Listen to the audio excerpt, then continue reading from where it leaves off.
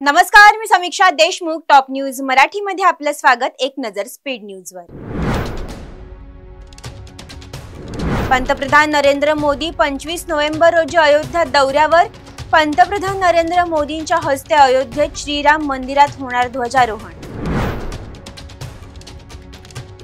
मंत्री पंकजा मुंडेंचे स्वीय सहाय्यक अनंत गर्जे यांच्या पत्नीची आत्महत्या. डॉक्टर गौरी पालवे गर्जे यांची मुंबईतील राहत्या घरी गळफास घेऊन आत्महत्या.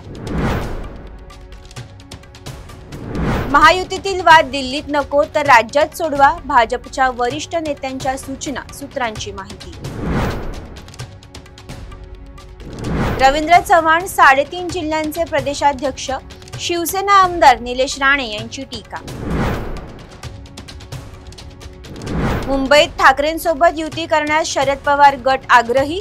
ठाकरेंसोबत गेल्यास मावियाला फायदा होऊ शकतो आणि मतविभाजन टाळलं जाईल असं बैठकीत मत. बीडमध्ये निवडणुकीनंतर आम्ही महायुती म्हणूनच काम करणार. माजलगावचे राष्ट्रवादीचे आमदार प्रकाश सोळंके यांची घोषणा. निवडणुका होत राहतील, भाजप जिंकत जाईल. लोकशाही वाचवण्यासाठी निवडणुकांवर बहिष्कार हाच मार्ग.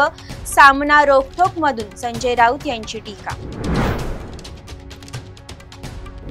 नाचता येईना अंगण वाकडं अशी विरोधकांची अवस्था. उपमुख्यमंत्री अजित पवार यांची विरोधकांवर टीका. टिपू पठाण टोळीला पुणे पोलिसांचा दणका. टिपू पठाण यांच्यासह साथीदारांवर आणखी एक मकोका. खर्चाची चिंता नको, निवडणूक आयोगाला आम्ही हिशोब देऊ. गडचिरोलीतील प्रचार सभेत चंद्रशेखर बावनकुळे यांचं वक्तव्य. सुट्ट्यांच्या दिवशी काम करणाऱ्या सफाई सेवकांना मिळणार 1.5 पट वेतन. पुणे महानगरपालिकेचा मोठा निर्णय.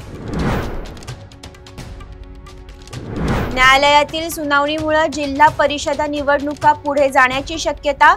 उपमुख्यमंत्री अजित पवार यांचं भाकीत. हिंदी भाषा शिकण्यासाठी पालकांना आवाहन. भाजप खासदार मेधा कुलकर्णी यांच्या अध्यक्षतेखालील महाराष्ट्र राष्ट्रभाषा समितीचा निर्णय. तुर्तास इथेच थांबूयात. तोपर्यंत पाहत रहा टॉप न्यूज मराठी. आपला महाराष्ट्र, आपली बातमी.